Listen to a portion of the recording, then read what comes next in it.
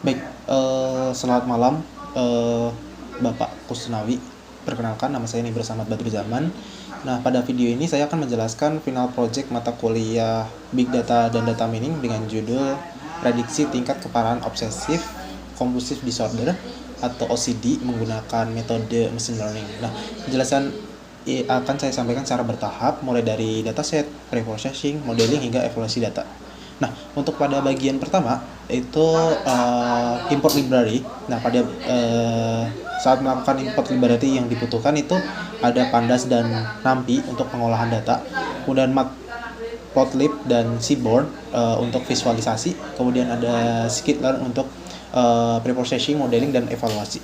Kemudian ada joblib untuk menyimpan model. Kemudian library ini merupakan library standar dalam proses data mining dan machine learning di Python. Kemudian pada bagian 2 yakni download dataset dan dataset yang digunakan ini merupakan dataset publik dari Kaggle dengan judul OCD Pasien Dataset Demographics and Clinical Data.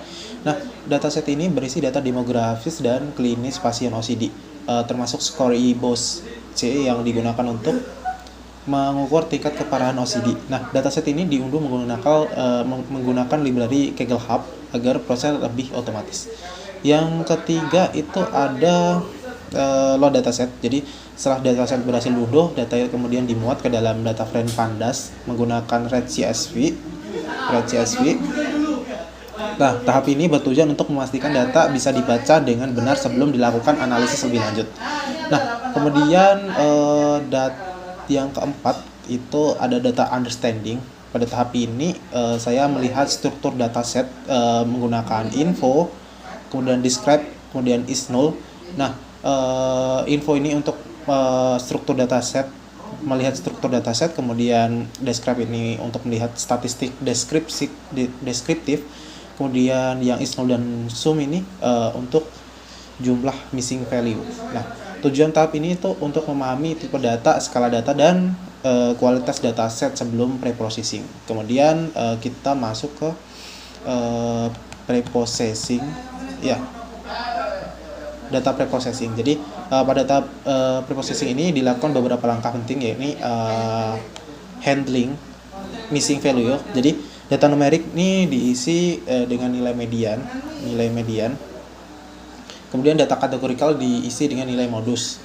Nah, kemudian encoding data kategorikal menggunakan label encoder untuk mengunduh data kategori menjadi numerik. Tapi ini sangat penting karena model machine learning hanya dapat memproses data numerik. Kemudian lanjut ke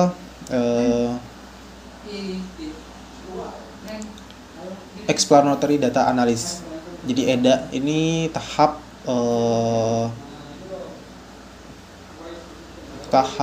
ya, ada tahap fitur engineeringnya juga dengan menambahkan fitur baru, yaitu YIBO-CS total yang merupakan hasil penjumlahan skor obsession dan completion. Berdasarkan skor tersebut dibuat label OCD severity dengan 3 kelas, yakni 0 yang ringan, 1 sedang, kemudian 2 itu berat. Nah, selain itu Bapak dilakukan EDA menggunakan conplot. Jadi conplot dan melihat distribusi tingkat keparahan OCD. Kemudian kita juga melihat heatmap korelasi untuk melihat hubungan antar fitur, begitu. Kemudian tahap selanjutnya itu ada fitur selection. Jadi fitur selection ini menggunakan random forest fitur importance. Jadi fitur-fitur dengan nilai importance di bawah rata-rata dieliminasinya. Tujuannya itu mengurangi kompleksitas model, kemudian meningkatkan performa. Yang ketiga itu menghindari noise pada data. Nah, yang ke-8 itu sulit data dan normalisasi. Jadi pada tahap ini dataset itu dibagi menjadi data training dan data testing dengan rasio 80:20. Kemudian dilakukan normalisasi fitur menggunakan standard scaler agar setiap fitur skalanya sama dan model dapat bekerja secara optimal, begitu. Nah, tahap ke-9 ini ada modeling. Jadi saya membangun jadi 3 model klasifikasi, jadi logistic regression, random forest classifier, dan SVM, support vector machine. Nah, ketiga model ini dibandingkan untuk melihat model mana yang memberikan performa terbaik dalam memprediksi tingkat keparahan OCD. Yang terakhir itu evaluasi. Pada tahap evaluasi ini model dilakukan menggunakan beberapa metrik, jadi ada accuracy, precision, recall, dan F1 score. Nah, hasil evaluasi ini menunjukkan bahwa random forest itu memberikan performa terbaik. Kemudian selain itu ditampilkan conversion metric untuk melihat performa prediksi setiap kelas secara detail. Begitu. Conversion metric. Kemudian saya juga melakukan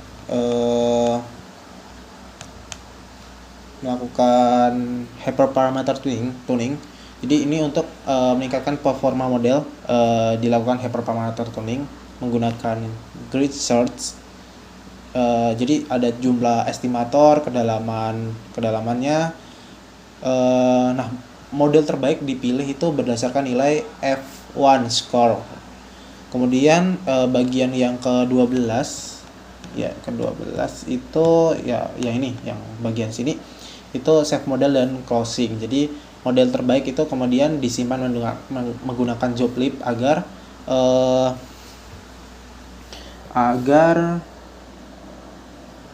dapat digunakan kembali tanpa training ulang, begitu Bapak. Sebagai kesimpulan, sistem ini mampu memprediksi tingkat keparahan OCD berdasarkan data klinis pasien dengan performa yang cukup baik. Namun tentunya Bapak, bahwa ini cuma untuk memprediksi, bukan menggantikan tenaga medis ahli, begitu. Kemudian terima kasih Bapak telah menonton, semoga penjelasan ini dapat dipahami dengan baik. Sekian, terima kasih.